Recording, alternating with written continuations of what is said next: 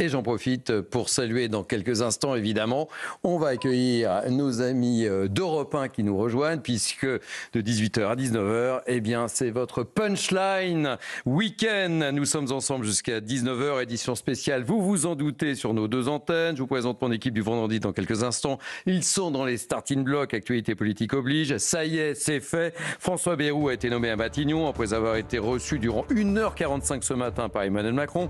On a longtemps cru que les carottes étaient cuites pour lui. Eh bien non, il a fallu attendre longtemps avant sa confirmation. Pour quelle raison cette attente? On a quelques éléments de réponse avec nos invités. La passation entre Michel Barnier et François Bayrou a eu lieu. Les premiers échanges entre les deux hommes ont eu lieu également. On vous raconte tout cela. On écoutera François Bayrou dans quelques instants. François Bayrou à Matignon. On vous fait écouter les réactions politiques aussi. Elles sont nombreuses. Pas de tous les camps d'ailleurs, c'est le moins qu'on puisse dire. Et les filles restent dans son couloir de nage. Ils voteront la censure. Les écologistes menacent de leur côté. Les communistes jugeront sur pièce. Le PS déclare rester dans l'opposition. Quant au LR, eh bien, ils conditionnent leur participation au gouvernement, au projet de François Bayrou, reconnaissant que leur choix est moins facile qu'avec Michel Barnier, on s'en doute. Enfin, maintenant en question, quel gouvernement, quelles femmes, quels hommes, avec quels membres, qui va vouloir y aller? On vous raconte tout cela, ou presque, tout en restant prudent. Ce n'est pas le moment de prendre des risques. Avec moi pour commenter cette actualité sur Europe 1 et sur CNews, Judith Vintraud, bonsoir, grand reporter. Beaucoup de choses à dire ce soir, ma chère Judith. Louis de Ragnel. Bonsoir Thierry, bonsoir à tous. Programme chargé, évidemment, encore ce soir. Hein. Noémie Alioua, bonsoir, merci d'être avec nous. Nathan Dever, merci également. Thomas Bonnet. Bonsoir Thierry. Spécialiste politique. On a attendu ce matin, on n'y croyait plus. 1h45 d'entretien, le désert, le silence, et d'un seul coup, la fumée blanche. La passation a eu lieu il y a quelques instants. Vous l'avez vécu sur nos deux antennes. On va écouter une déclaration de François Bayrou avec un premier petit message très clair et très limpide. Devant une situation d'une telle gravité, ma ligne de conduite sera de ne rien cacher, de ne rien négliger et de ne rien laisser de côté. Je sais que la tentation est dure. Écoutez, prenez un ou deux sujets, concentrez-vous là-dessus et laissez faire le reste dans la médiocrité. Je ne choisirai pas cette ligne. Je pense que nous avons le devoir, dans un moment aussi grave pour le pays, pour l'Europe, et devant tous les risques de la planète, nous avons le devoir d'affronter les yeux ouverts, sans timidité, la situation qui est héritée de décennies entières. Thomas Bonnet, il y a quelques messages Oui. très clairs et très limpides. Oui, il a marqué un peu son empreinte, François Bayrou, avec ce discours. C'est quand même pas là, et Nathan le disait tout à l'heure dans la première heure, c'est pas là encore qu'il doit dessiner sa feuille de route. François Bayrou, il y aura la déclaration de politique générale pour ça. Mais c'est vrai que pour ceux qui attendaient de voir sa première prise de parole pour se faire un avis sur l'orientation politique de François Bayrou, il va falloir encore attendre, parce que effectivement, il a esquissé quelques-unes de ses priorités, quelques-unes de ses marottes, son mantra d'une certaine manière, mais on n'a pas encore évidemment trop d'informations sur les choix politiques qu'il va faire sur des sujets très importants. J'ai le souvenir que Michel Barnier avait déjà, lui, à l'époque, lors de sa passation de pouvoir, c'était il n'y a pas si longtemps, esquissé en partie une sorte d'orientation, une feuille de route. François Bayrou ne fait pas ce choix parce que la composition de son gouvernement va aussi être soumise justement aux orientations qu'il va choisir. Il va devoir réaliser beaucoup d'arbitrage et je pense que la composition de son gouvernement va être à cet égard très compliquée parce qu'il va devoir piocher dans différentes forces politiques avec les équilibres, les fameux équilibres dont on parle à chaque composition de gouvernement. Louis de Ragnel, vous étiez le maître des horloges, vous avez chronométré les deux discours. François Bayrou, il a fait un discours, je crois, de 11 minutes. Michel Barnier, 6 minutes 30. Donc voilà, plutôt concis. Non, mais même un discours de 11 minutes, ça reste un discours relativement court. Donc le plus dur commence à partir de maintenant pour François Bayrou. Il va devoir voir de quelle manière l'aile gauche voir la gauche, le Parti socialiste, comment est-ce qu'il peut travailler avec eux, même pourquoi pas avec les communistes, les écologistes, on verra, on n'en sait rien pour l'instant. Et puis il y a quand même un cas qui va être assez compliqué à régler, c'est sa relation avec les Républicains. Historiquement, aux Républicains, on n'aime pas du tout le MoDem, on n'aime pas du tout François Bayrou. Et on est rancunier du côté si des vous êtes Républicains. Sarkozystes. Non mais et voilà, et pour les sarkozystes, François Bayrou, c'est quand même celui qui est responsable de beaucoup d'échecs électoraux, et notamment la présidentielle de 2012 où Nicolas Sarkozy n'avait pas réussi à être réélu. Et il y a beaucoup de républicains ex-UMP qui en veulent mordicus vraiment à François Bayrou. Maintenant, voilà, il va devoir composer avec une équation qui est extrêmement complexe. On voit que Michel Barnier a eu le plus grand mal à essayer de faire avancer un tout petit peu l'action de son gouvernement, c'est de dessiner un semblant de coalition où il voyait bien que les coups de poignard venaient d'abord et avant tout de l'interne, beaucoup plus que de l'externe. Voilà, à la fin, c'est parce qu'il était fragilisé de l'intérieur que la France Insoumise et le Rassemblement National ont décidé de le censurer. Voilà, François Bayrou a quand même montré, je trouve, et c'est intéressant, il a rappelé que voilà, la tâche était extrêmement compliquée pour lui.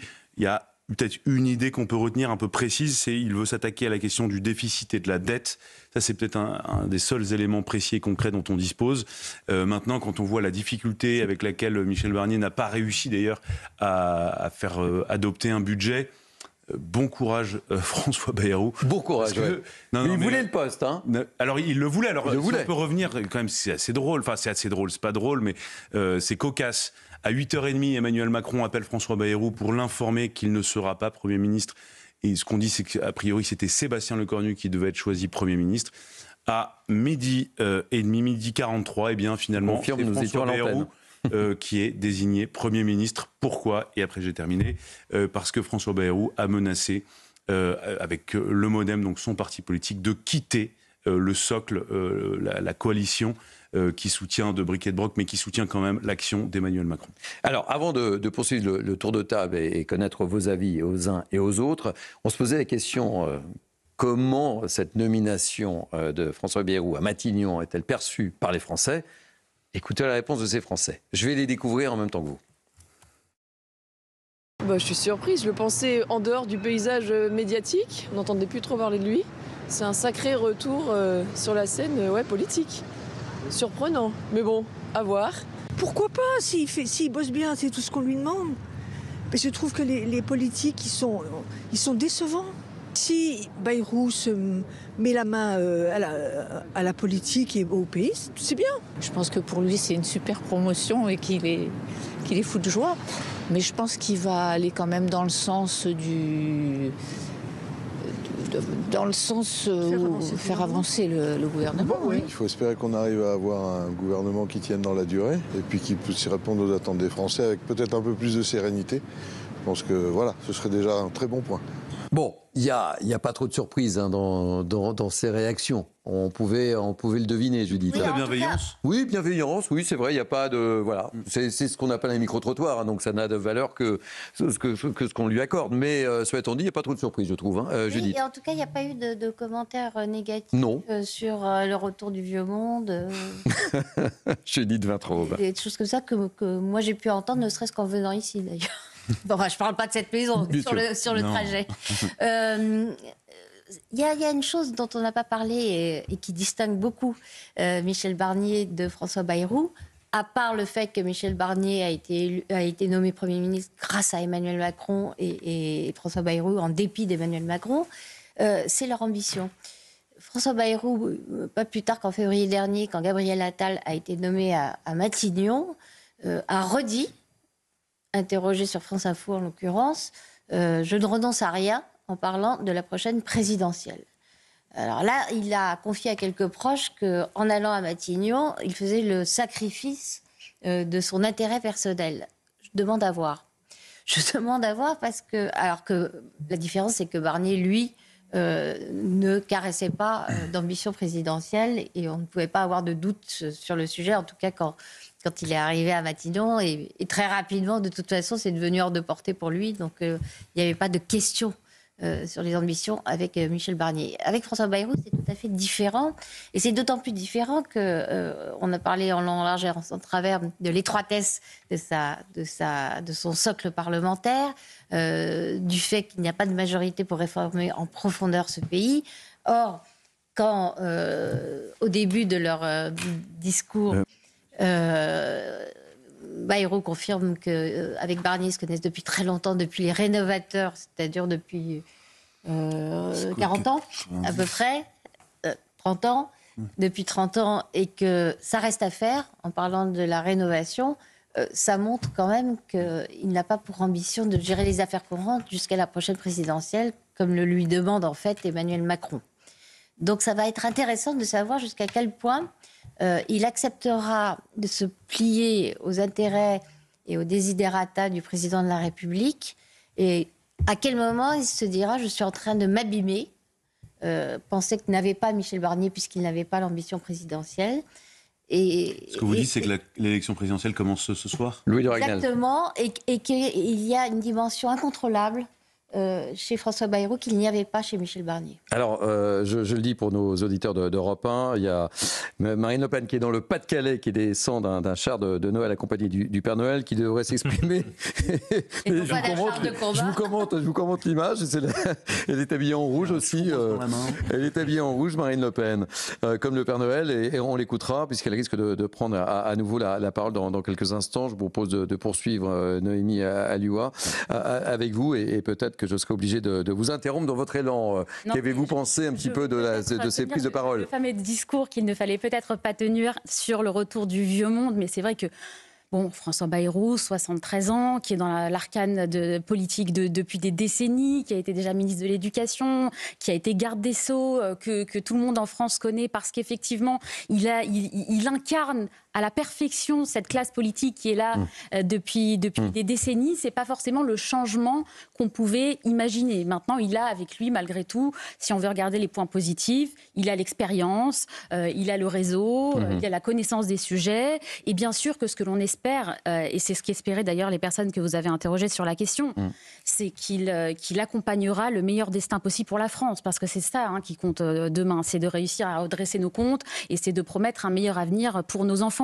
Et si c'est lui qui peut réussir à le faire, on l'espère, on se place derrière lui, on l'accompagnera, et on espère qu'il sera capable et qu'il réussira de remettre la France sur le droit chemin, si je puis dire. Maintenant, effectivement, c'est peut-être pas le personnage qu'on aurait pu imaginer, c'est pas le changement. Vous vous souvenez de cette phrase de François Hollande, le changement, c'est maintenant, c'est pas pour tout de suite. C'est pas pour tout de suite. Et nous sommes avec Mathieu Lefebvre, député Ensemble pour la République Val-de-Marne. Bravo Mathieu Lefebvre. Je vous félicite. Nous étions ensemble il y a une semaine. Souvenez-vous, je vous avais posé la question et vous m'aviez dit à 95% François Bayrou. Et Sabrina Aristigoubache, qui était notre invitée également il y a une semaine. Il avait fallu que je la travaille un petit peu pour décrire le profil idéal, mais vous aviez vu juste, Mathieu Lefebvre. Écoutez, moi je crois que le moment est celui de l'intuition de François Bayrou. En 2007, il voulait faire travailler ensemble la gauche républicaine, la droite républicaine et le centre. C'était aussi l'intuition du président de la République en 2017, et la situation aujourd'hui l'impose. Donc je pense que ce sera un Premier ministre qui permettra de trouver de la stabilité et un chemin pour les Français dans les mois à venir, et qui sera utile pour répondre aux préoccupations concrètes des Français. Il a commencé à l'esquisser au cours de sa première déclaration. Vous connaissez l'équipe qui m'entoure ce soir, Louis de Ragnel, Thomas Bonnet, entre autres, qui nous disaient que les choses n'avaient pas été si simples que ça ce matin au cours de la réunion et de l'entretien entre Emmanuel Macron et François Bayrou. Ça a failli ne pas se faire, mais il a fallu taper du poing, visiblement. Moi, je ne suis pas dans le secret des dieux. J'observe que le président de la République avait dit sous 48 heures, c'est quasiment sous 48 heures. Mais l'important, c'est qu'on ait un Premier ministre qui soit rassembleur, et François Bayrou a le profil d'un rassembleur. Maintenant, ce qui compte, c'est que les formations politiques puissent être au diapason de la responsabilité et qu'elles s'engagent dans un chemin avec lui. Et j'espère que toutes le feront. Ce qui compte, c'est quel budget on va donner au pays dans les prochaines semaines. Est-ce qu'on va parvenir à lui donner un budget? Et j'ai vu tout à l'heure 2 premiers ministres qui étaient très responsables de ce point de vue. Michel Barnier l'a rappelé avec beaucoup de courage. La censure ne règle aucun des problèmes budgétaires et économiques du pays. Et François Bayrou a alerté sur la question de la dette depuis des années. Maintenant, il faut s'y atteler, il faut le faire avec toutes les forces républicaines de ce pays. Alors, on l'a évoqué également, le PS demande notamment à François Bayrou de renoncer au 49-3. Il y a également l'incertitude du côté des Républicains. On sait qu'il y a une rencontre très importante entre Bruno Retailleau et François Bayrou ce soir. Comment sentez-vous les choses, Mathieu Lefebvre ?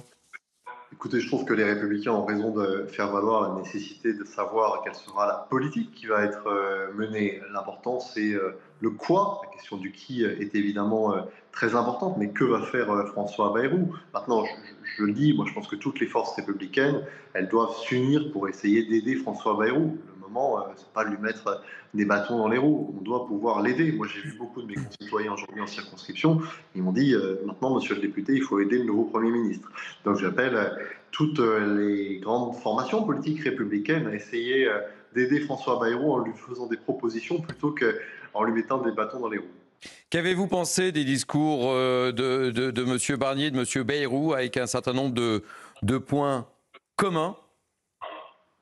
J'ai trouvé d'abord que Michel Barnier était très digne, très sobre dans sa sortie, comme il l'a été ces derniers jours, et courageux aussi, encore une fois, de rappeler l'Himalaya qu'évoquait François Bayrou. Il y a à la fois un Himalaya politique, mais il y a aussi un Himalaya budgétaire.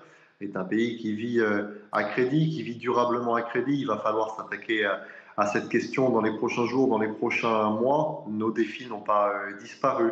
Et puis, je suis évidemment touché par la question de la promesse républicaine qu'a évoquée François Bayrou.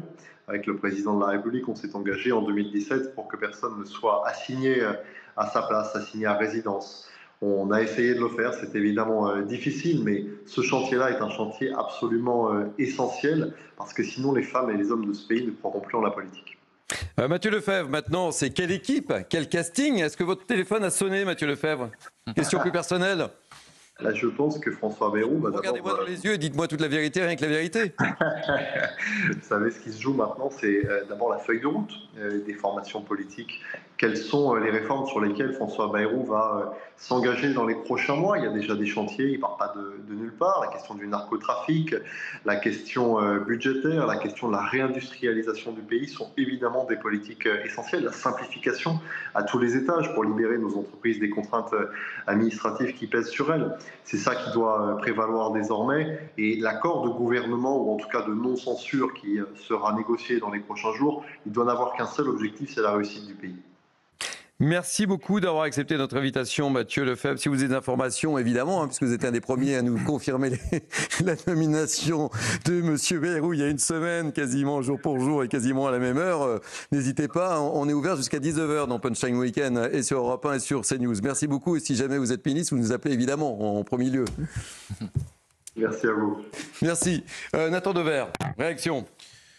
Moi, écoutez, je trouve que le fait que François Bayrou arrive à Matignon montre bien qu'on a besoin aujourd'hui, je rebondis sur ce que vous disiez Judith, peut-être moins de quelqu'un qui a des ambitions présidentielles ou qui va être un présidentiable, même si c'est son cas, que de quelqu'un qui a, je dirais, une culture parlementaire. Parce qu'aujourd'hui, François Bayrou, il va être jugé pas tellement sur le fait de répondre aux attentes des Français ou non. C'est pas par rapport aux Français qui va avoir une possibilité d'être censuré ou de tomber demain. En revanche, par rapport à la capacité de ménager les calculs, les tambouilles, les intrigues politiques des uns et des autres, qui sont évidemment boutiquiers, notamment du côté aussi bien du Rassemblement national que des socialistes, qui vont être les deux centres de gravité de son avenir politique. Et c'est à cet égard, si on fait la comparaison d'ailleurs entre M. Bayrou et M. Cazeneuve, ce qui, à mon avis, fait pencher la balance du côté de M. Bayrou, en dehors du fait qu'il a sans doute eu des arguments qui ont mis la pression à Emmanuel Macron. Visiblement, il avait des arguments. Mais c'est aussi le fait que Bernard Cazeneuve, son passé politique, là, par rapport à cette situation, aurait sans doute été un passif. Ça veut dire qu'il a eu une manière de mener des luttes, de participer à des clivages, de fâcher parfois des gens aussi bien dans son camp que dans d'autres camps, qui l'aurait mis là, aujourd'hui, dans une position de fragilité particulière. Donc en un sens, aujourd'hui, on le répète depuis les dernières élections législatives, hein, on a besoin de quelqu'un qui a le profil d'un protagoniste de la 3e ou de la 4e République. Ça veut dire qu'il est moins dans une logique de verticalité politique que de dialogue, que de concertation, que de vraiment de culture de ce que c'est qu'une démocratie représentative. Je crois quand même que c'est le pari qu'Emmanuel Macron a fait en choisissant François Bayrou aujourd'hui et en se disant que l'optique c'était que ça dure. C'était de se dire que par rapport à cette situation, au vu de son passé politique, au vu de sa culture, et je pense que c'est très important là, la culture, de marquer la rupture avec ce nouveau monde de gens dont la culture est celle des réseaux sociaux, des éléments de langage, des cabinets McKinsey, etc. Mais avoir des gens qui viennent ici avec dans leur bagage culturel les lettres classiques, l'histoire de France, Henri IV, peut-être que c'est ça qui permet aussi de sortir par le haut de la situation. Et on rappelle qu'il a rappelé aussi que le 13 décembre, c'était la date de naissance d'Henri IV. Exactement. Qui occupe beaucoup d'importance dans Sauf sa vie. qu'Emmanuel Macron ne l'a pas choisi. Judith Vintraube. Oui. Emmanuel Macron n'a pas choisi Il a été François Bayrou. Ouais. Ah ben à part ça, votre raisonnement est parfait.